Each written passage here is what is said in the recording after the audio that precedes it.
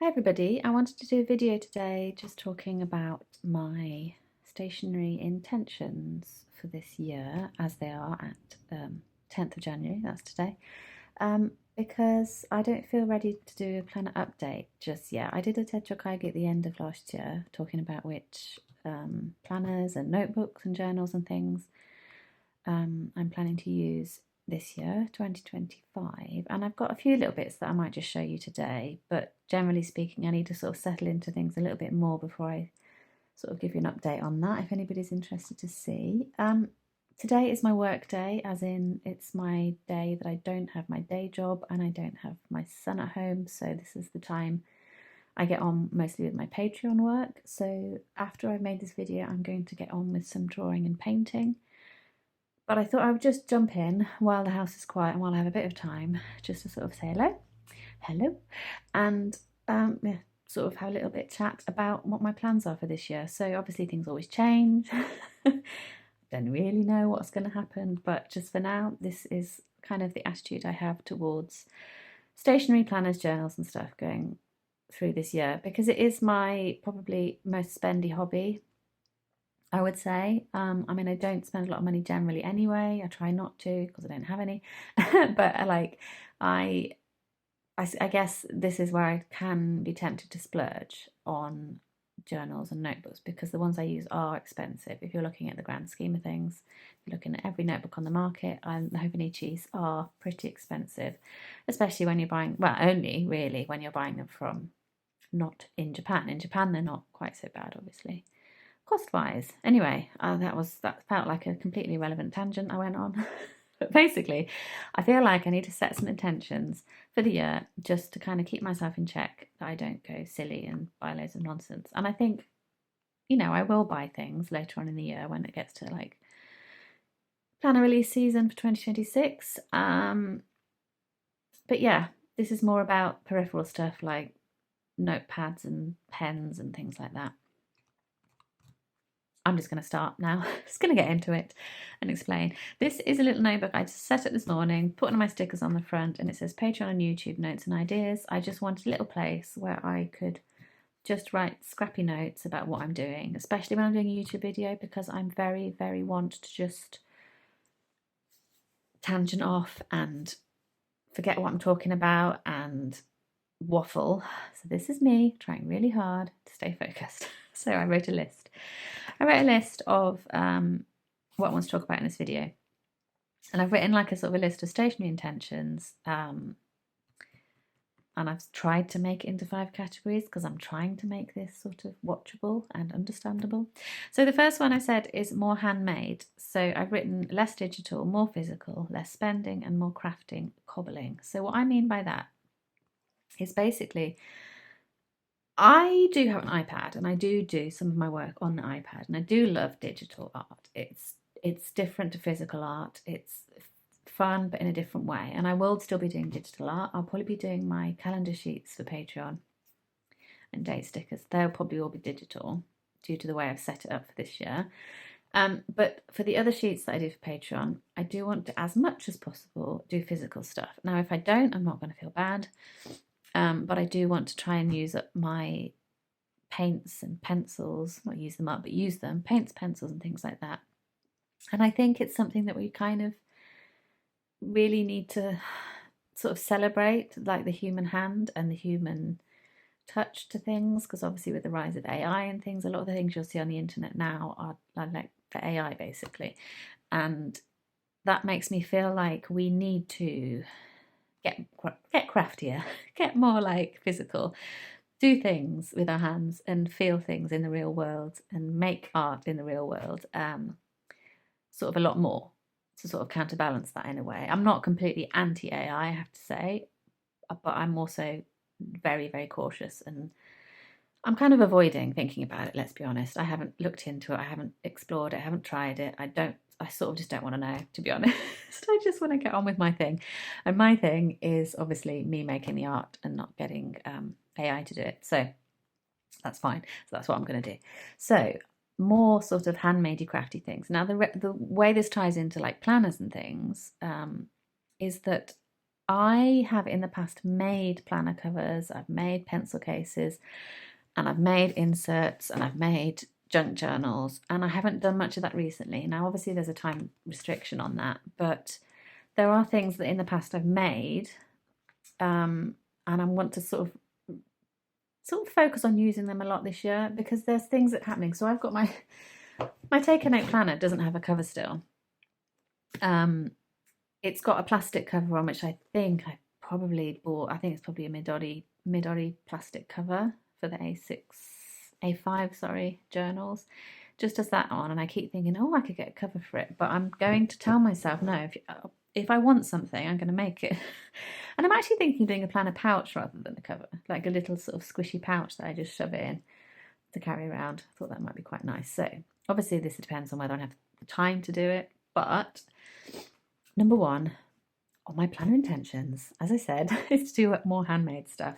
So I'm talking things like, this is a folder I made that goes in a traveller's notebook, which I made absolutely ages ago, and it's made from some washi card, I want to say. So when I was living in Japan, I used to go to the local paper crafters, I suppose. They made the paper and then they sold it, and I'd get bunches of washi paper, but I'd also get this stuff which is actually card.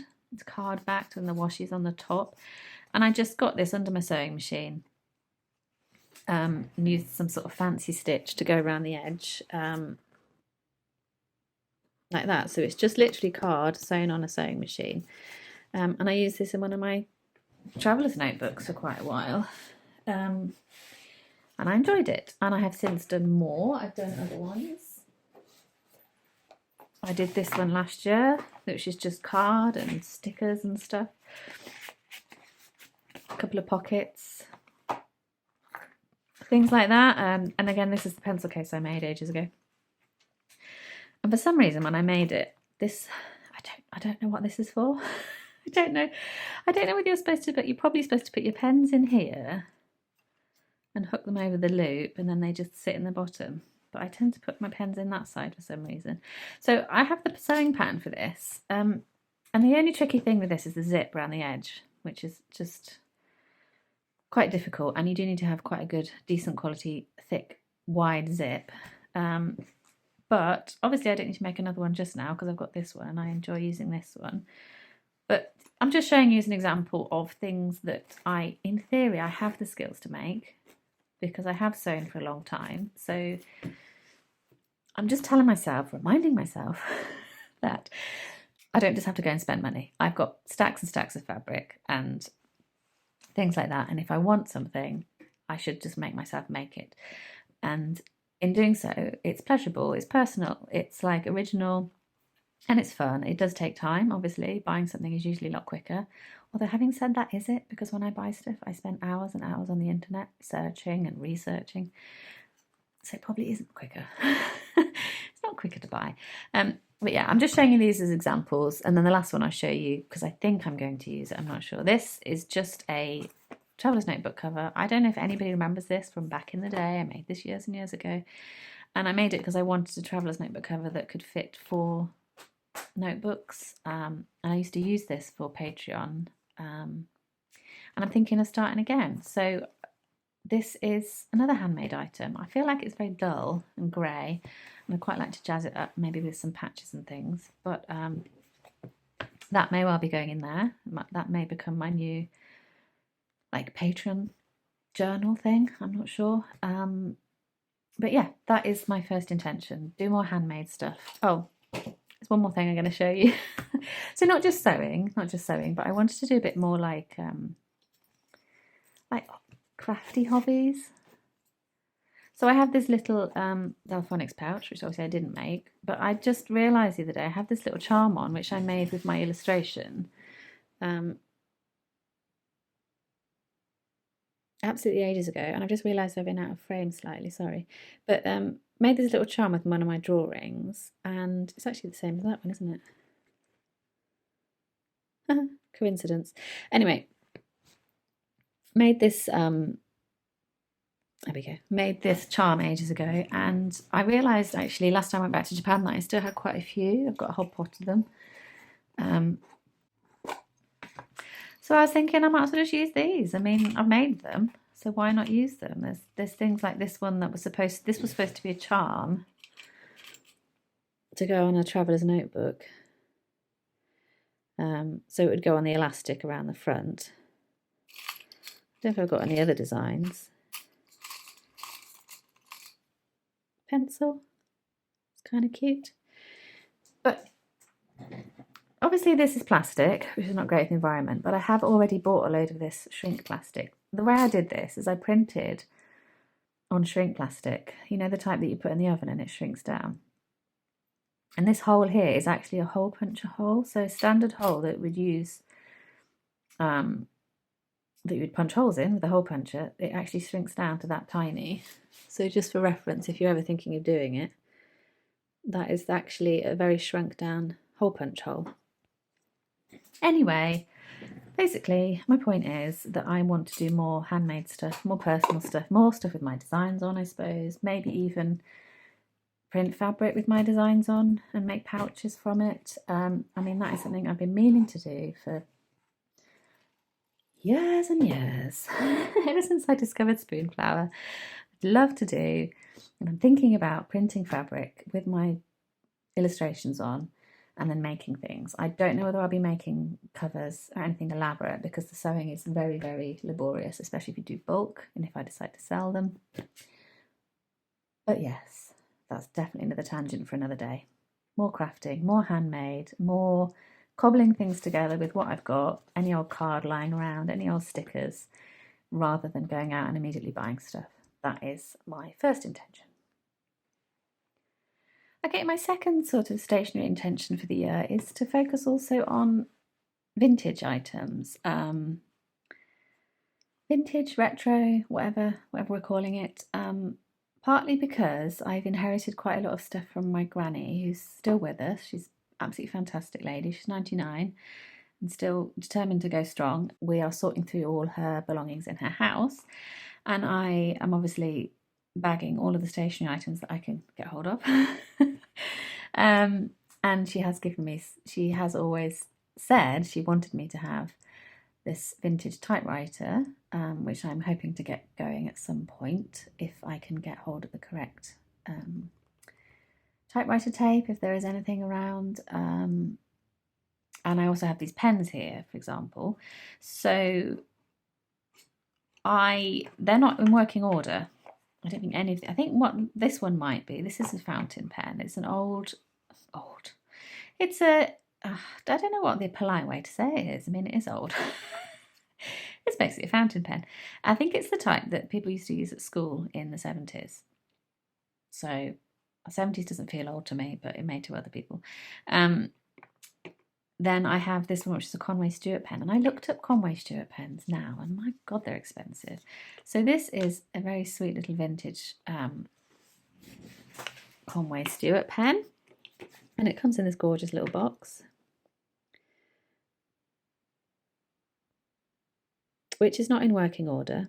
I've looked up on the internet how to get it into working order, and if I can find the money to buy the bits that need to go inside it. Essentially, these pens had, I can show you actually, I think I left the old one in here. They have these old rubber suction things, and using this little thing on catch on the side, you would sort of suck the ink into this with a sort of a squeezing action.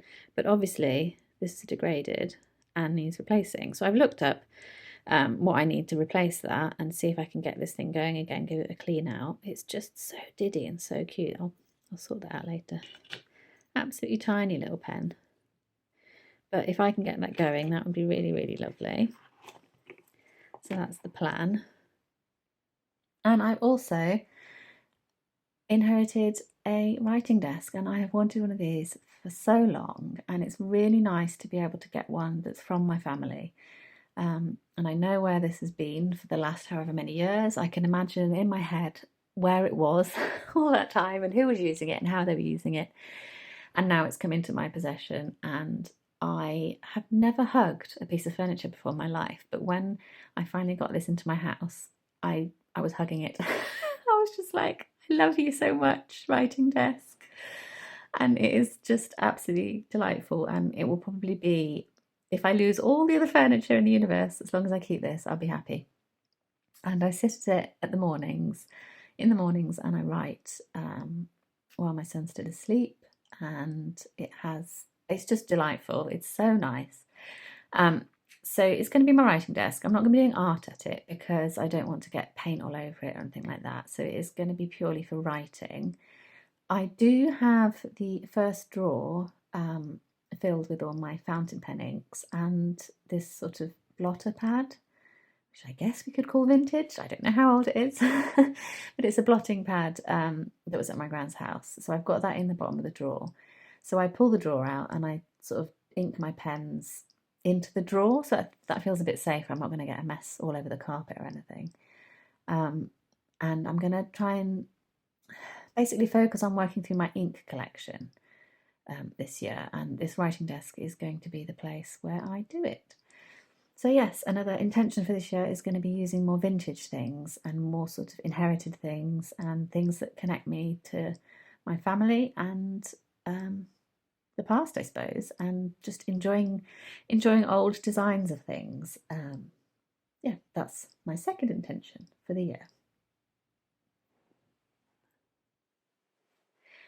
So, as I mentioned before, I'm going to focus more on using what I have and using more physical items this year. So, my third sort of intention is to use all my fountain pen inks and use all of my materials at least once throughout the year, which sounds like it would be easy. Sounds like surely I can use each thing at least once, but you'd be surprised how many months I sit down and say, right, I'm just going to use paint this month, and then I just end up on my iPad doing digital stuff.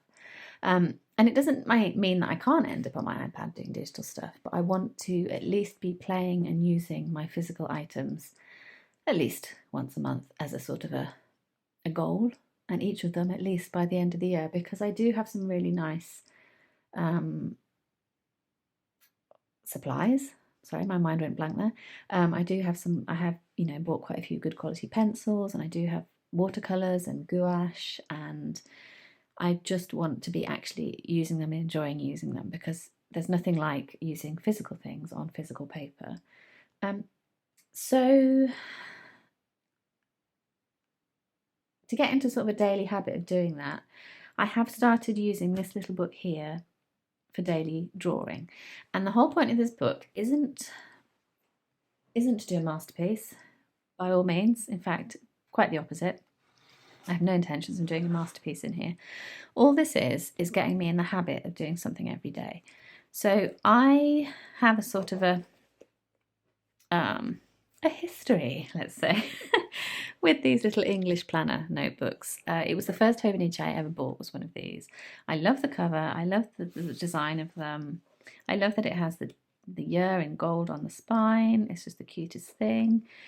And I actually much prefer the design of the pages in here. It's much more simple and basic, and you don't have a colour on the month, which I actually really prefer.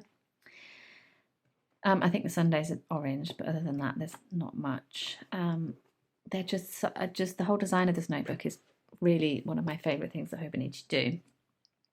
So I got one this year and I didn't know, at the end of December, I didn't know what I was going to use it for. And then I just sat down and thought, I'm just going to doodle in it.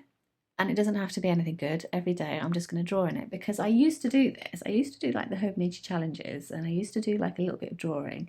Never kept up with it for very long, and I may not keep up with this for the whole year. But at the moment I've got myself into a nice little habit of every evening just doing something in here. And it doesn't matter if it's just a scribble. Like literally, if I'm really, really stressed and tired, maybe I just get a coloured pencil and I just scribble on the page and just look at the colour of the pencil and admire the colour. And that sounds like a waste of paper, but it isn't, because one of the things that I find with pencils is you need to sort of get familiar with the colours that you have so that you know what they all are. So if I just got this green pencil and I just scribbled on the page, I would be learning about this pencil, how it works on the paper. I'd be sort of getting to know the colour and the tones that it can do. I feel like there's always something to be gained from anything that you do on paper. So that is how I'm approaching this one. So I've done a few days I stuck some of my stickers in again. I don't know what I'm going to write on there. I just put it on there. I had these stickers left over from like Patreon from last year, year before. So I just plonked them down. And I haven't done anything with the monthly pages. I might do something with them, I might not. At the moment, my focus is just on the daily pages. So I started off strong using ink and paint. And then obviously things went up and down depending on what I was doing. So like I say, no pressure on this. It doesn't even have to be like, this was just, I had this tiny little paint palette and I just wanted to try one of the colours, so I did. Nothing, like I'm not trying to say, what I'm trying to say is I'm not trying to achieve anything with this other than I just do something on the page each day and that's it. So I'm going to try and keep this up. I'm a little bit nervous now I've shared it because I do find that sometimes when I share ideas, I end up stopping them. But I'm going to keep going because it is a really nice little habit. And it would just be fun at the end of the year to have all the pages filled up. And more than that, more than the satisfaction of filling the notebook, I think it is a really good idea if you want to do more creatively to just get into a habit of it. And this is the tiniest habit, like you could spend 5 minutes doing this. Not even that really, as little or as much time as you like. And because it's such a small format, I feel quite low pressure about it. So I'll do my best and see how that goes. But that is part of my sort of goal, to do things daily, do things more often, and actually use physical stuff more often. So coming in here and drawing every day rather than doing anything digital is just going to be a nice little habit for me. So in terms of other materials, I do have my ink book. So I bought this thinking I was going to use it for a daily journal. Like at the end of the day, writing down what happened, but that's just not my style. I don't really like doing that. I've mentioned that before, I'm a terrible memory keeper. So, but I was looking at this book and thinking, you know, there's rainbows and colours, and I thought this would be perfect to use as an ink journal. So this is now my ink journal. So it sits at the writing desk. I put it on the little shelf there. And then when I want to swatch a new ink, I will do it in here. So this, I mean, I'll probably cover up 2025 at some point with a sticker, like an inky sticker or something, because it's not going to be just this year, obviously. And all I'm doing, and I've only done a few of my inks so far, is putting a tiny little swatch on this page. That was a mistake. Did the wrong one. Doing another swatch on here. And at this point, because I'd started off with all my browns, I thought, well, why don't I do this? January is going to all be sort of brown tones. February could be blues. March could be pinks. So I could sort of do a colour for each calendar. And then obviously these then correspond with the daily pages, which I have here. So I have, I've only done obviously these 5 for now. And it's interesting to see which ones bleed through and which ones don't. It's not always the ones you'd think. But yeah, I seem to have been pretty lucky, I think, with the paper for all my Hobonichis so far. I mean, I didn't get a 5-year, which I know have been tricky. But, you know, there is some bleed through when you do the massive swatch, but that's not really entirely, you know, unexpected, is it? I mean, I'm plonking such a heavy load of ink down on the page, and these inks are not supposed to be used in big blobs, you know, they're supposed to be done in pens. So they're all Diamine so far, because Diamine is a UK, a British brand, and really good value, and they have so many colours, and they're really, really nice inks. So it'll probably be mostly Diamine at this point, unless I can get hold of any others. But that is now my ink journal. So yes, number 3 of my intentions is focusing on inks, paints and pencils and trying to use them as much as I can. Okay, and the last 2 items are quite small really. They're not like massive things, but number 4 for my Stationery Intentions is to be much more relaxed about my decisions about what I do with the papers and things I already have. I'm not pressuring myself to do any ginormous big projects this year. Last year I did a massive video project for One Book July, which took a lot of time, and it was fine and it was fun. And obviously every year I've been doing Christmas journals, but I'm feeling a bit this year like just to go with the flow and just to concentrate on the small things like the daily drawing, the doodling with materials, and know if I want to do a massive project, I can. But I feel like whenever I start these things, I'm so excited and so into it. And then I get to a certain point and then I'm like, oh God. And then it becomes a burden and it becomes quite sort of exhausting. So I'm kind of trying to be a little bit more relaxed about my planner, notebook, journal decisions this year, being much more, what do I feel like doing today? And if I feel like doing something today, I'll do it. If I don't, I'm not going to pressure myself. And one of the key things I think is the memory keeping issue, because I do want to, it's like I always want to do memory keeping, but I'm very rarely in the mood to do it. And I don't want to make it into a big thing. It is really fun to look back at journals, but I need to live life now and I need to enjoy my life now. And it just feels like I don't want to force myself to do a massive memory keeping project, get a specific journal and decide to memory keep in it and do all this stuff. If actually the process is actually quite not negative, but it's tiring, basically. And I feel so much pressure. So memory keeping is going to be as and when I feel like it. It's going to be low pressure.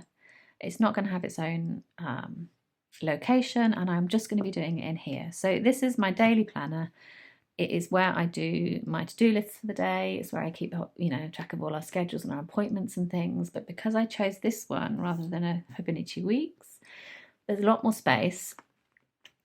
So I can come back. So for example, this is this second half of this week. This is today. I can just come in here and I've pretty much got about this much space. Some days I've got slightly less space, maybe half, some, maybe a quarter left after I finished all of my sort of planner stuff.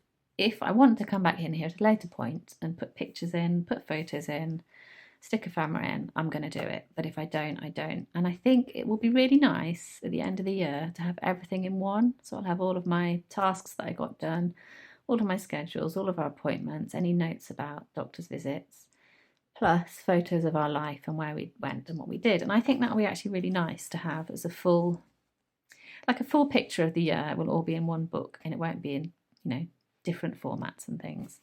So low pressure, low stress, no massive projects, just bits and bobs as and when, and sort of try to be more going with the flow, I suppose, and doing what I feel like at any given time. And I'll just mention number 5 because it's a tiny one. Every year I say this, but I do want to do more YouTube. I do want to do more videos. I do want to be more sort of present. And it's a little bit sort of tricky for me because I don't enjoy social media. I fell out with Instagram last year when they changed it so that you could only see very popular and very paid accounts. And we all know about the enshittification of the internet and all the different things. And it seems like Instagram went that way. And it's so nice to go on there and look at everyone I'm following and see what everyone's up to. But I just feel like I've lost my enthusiasm for it because I feel like it started out being a way where we could all connect and we could all find each other and discuss things, and everyone had a sort of an equal voice on there, it felt like. And now it just feels like it's not an equal voice and you can't find people. Everyone is very hidden, and I'm just not comfortable with Instagram these days, and I despise Facebook. God. Anyway, I won't go on about it, but basically I'm not a big social media fan. YouTube is still working for me because I feel like YouTube doesn't enforce such strong algorithms on you. I mean, it does, obviously, it suggests content related to what you watch, but it doesn't seem to hide people. I can find videos quite often which has got no views, no followers and no views. And I can find these people doing their very first video on a very niche random subject, and they don't have any followers and they haven't paid any money to be like advertised to anybody. They're just there speaking their truth, sharing their voice, doing what they want to do, talking about themselves. And that is what I think one of the best things about the internet is. And at the moment, fingers crossed, you can still do that on YouTube. You can still find people, normal people, people that aren't famous and popular and have millions of followers. And that is what that's what I want to be here for. I want to find other people that are just normal. They're not doing it for a career. They're not doing it to be a content, what's it called, a content creator. They're not doing it for clickbait. They're just, this is me in my, spare room making a craft, and I'd like to share it with you and talk about my life. That's what I'm here for. So I have been quiet on Instagram, and I probably will be, just because of that element, basically. And if anybody has any other ideas about how to connect with people, normal people who are just here chatting about things, besides YouTube, do let me know. I think it's something we all need to kind of look out for. But yeah, social media is insane, and YouTube is so far is okay. So I'm trying, what I want to do is I want to be a bit more present here, at least, so that I can talk to people who have similar interests, and we can chat and we can share ideas and things. Because other than going back to writing letters and having pen pals, I don't know how to find other people around the world that have the same interests as me at the moment, which is kind of sucks a bit. Anyway, I don't want to end on a miserable note, but essentially those are my stationery intentions for the year. Probably going to change in like 3 hours or something, but for now that's what I want to do. They're not like hard and fast rules. I'm not going to beat myself up if I do something completely different, but I just thought it was quite nice to talk about what stationery thoughts and planner thoughts I have generally for the year, and I hope you found it interesting. Apologies if you didn't, but you still stuck out to the end anyway. Thank you, and I will be back soon. Hopefully I want to do like a January planner review at the end of the month, just talking about how things went in my planners, actually show you some of the pages and say what's working and what isn't. And I really would like to do another studio vlog soon. I've only done 15 in my latest series, and I'm hoping to do number 16 soon. And then I will hopefully be doing a few extra bonus videos on Patreon probably, but yeah, hope to be around more. Sorry if I waffled, as usual. I hope everyone's well, and I'll speak to you soon. Bye.